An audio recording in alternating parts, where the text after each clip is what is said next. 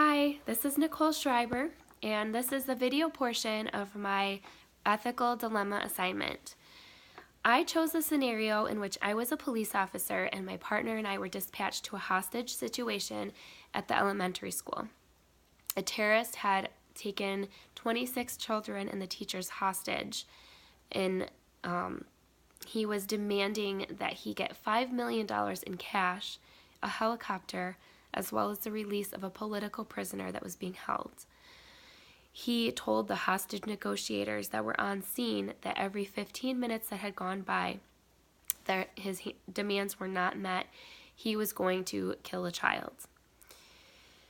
To prove that he was serious, he sent one of the teachers out to walk towards the police, and as she was getting closer and closer to us, he shot her in the back and killed her. And then a few minutes later, he killed a little boy. At this point, SWAT had moved in, and they were able to successfully apprehend the suspect and turn him over to us to take to custody at headquarters. As my partner and I were taking the terrorist to headquarters, and the further we got away from emergency crews, he decided to turn down an alley. Before I could ask him what he was doing, he got out of the driver's seat and walked around the back of the car where the handcuffed suspect was sitting, and he decided to start beating him with his nightstick.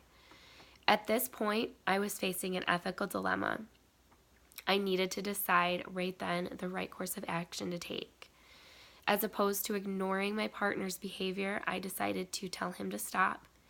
And then also I told him upon arrival at headquarters, I was going to report him for misconduct. As a police officer, I was ethically and legally responsible for stepping in and stopping that assault on the suspect. He was not doing anything in the back seat. The officer was not acting in self-defense because the suspect was handcuffed. He was literally taking his anger out on the suspect. Despite the stress and the emotional day that we had and the horrific scene that we witnessed with children being held hostage and 2 people being killed, it's never going to give you the excuse to take that anger and hate out on a suspect. That is not our job as a police officer. There are a couple codes of conduct in which I felt this situation violated. The first was the conduct in arresting and dealing with law violators. This code states that you have a clear appreciation of the responsibilities and the limitations, and the officer has no right to persecute the offender or punish them for their crimes. This means that our job as a police officer stops after the apprehension of the suspect. You then turn him over to the courts to be tried and sentenced and therefore punished. Our job is not to punish him. It is not to beat him. We let the court system take care of that. Excuse me. Also, they will act in a way that minimizes the use of force.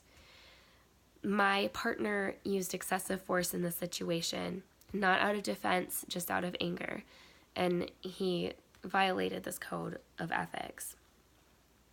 The other code I thought this violated was the limitations of authority.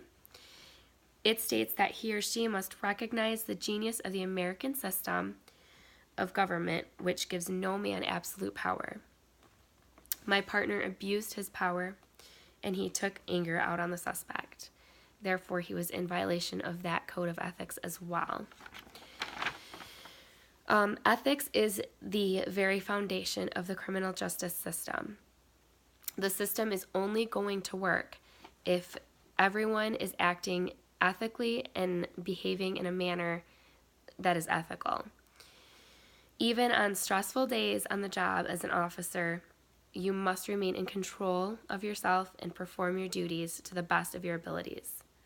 With that being said, please continue through my PowerPoint presentation regarding the importance of ethics in our criminal justice system. Thank you.